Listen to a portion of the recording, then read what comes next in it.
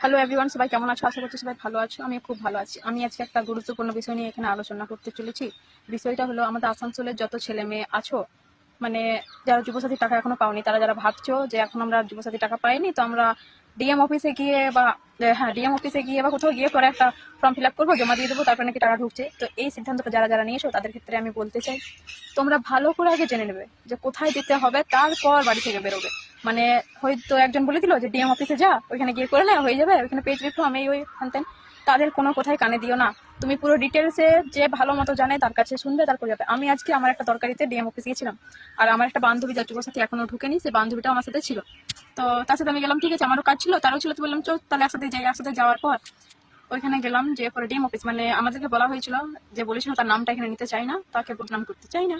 তো যে গেছিল তাকে, মানে যে বলেছিল আর কি, তার কথা অনুযায়ী আমরা ডিএম অফিসে যাই। ডিএম অফিসে যাওয়ার পর ওইখানে একজন কাকু ছিল, মানে সিকিউরিটি গার্ডের টাইপ ছিল।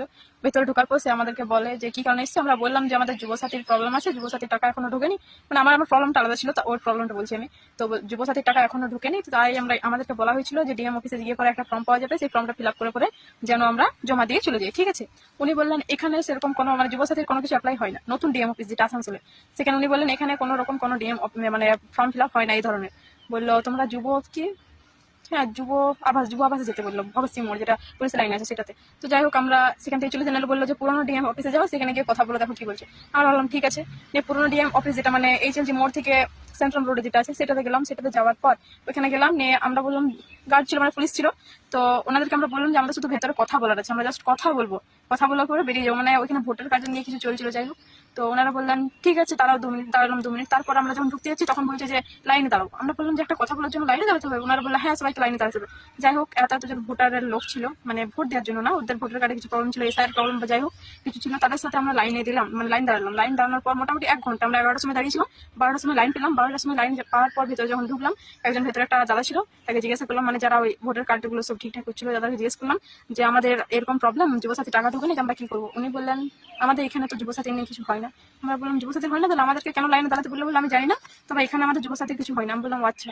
ওইখান থেকে বেরিয়ে গেলাম। যাই হোক, ওইখান থেকে মানে ওনাকে আবার জিজ্ঞাসা করলাম যে তাহলে কোথায় হয়। উনি তখন বললেন কোর্টে যাও।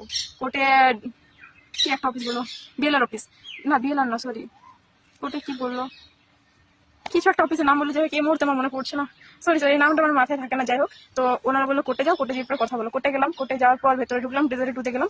ট্রেজারি 2-তে বন্ধ ছিল, সেখানে তো গেলাম না। তারপর দেখলাম একদিকে কতগুলো স্যার বসে আছে, ওইখানে গিয়ে কথা বললাম যে আমাদের এরকম এরকম প্রবলেম, যুবসাথী টাকা ঢুকে নেই। ওরা ঢুকতে আমাকে বলছে লক্ষ্মী ভান্ডারের বা কোনো কিছু এখানে কিছু হয় না। যাই হোক, তো আমরা বললাম লক্ষ্মী ভান্ডার না, আমরা যুবসাথীর জন্য এসেছি। তো বললো যুবসাথীর এইখানে এখন হবে না। আমরা বললাম যে এখানে হয় কিনা, বলছে হ্যাঁ হয়, কিন্তু এখন এখানে হবে না। আমি বললাম ঠিক আছে।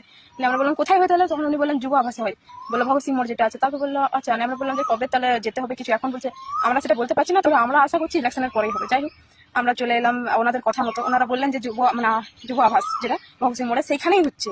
তাই আমরা সেখানে চলে এলাম। সেখানে আসার পর সেখানে এসে ভেতরে যখন কথা বললাম, একটা দাদা ছিল ভেতরে, বললাম দাদা এরকম এরকম প্রবলেম, আমাদের টাকা ঢুকেনি। তো উনি বললেন আমাদের এখানে তো হয় না।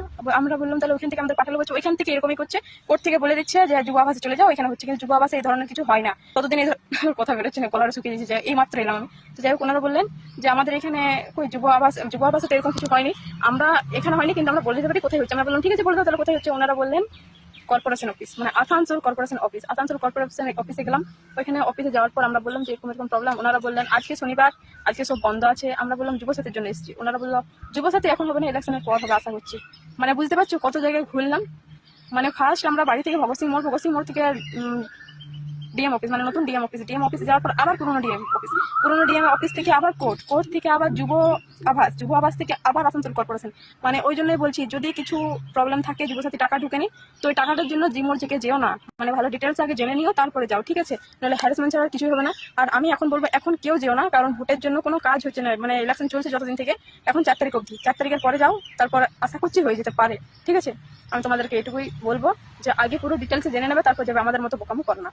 Bye bye.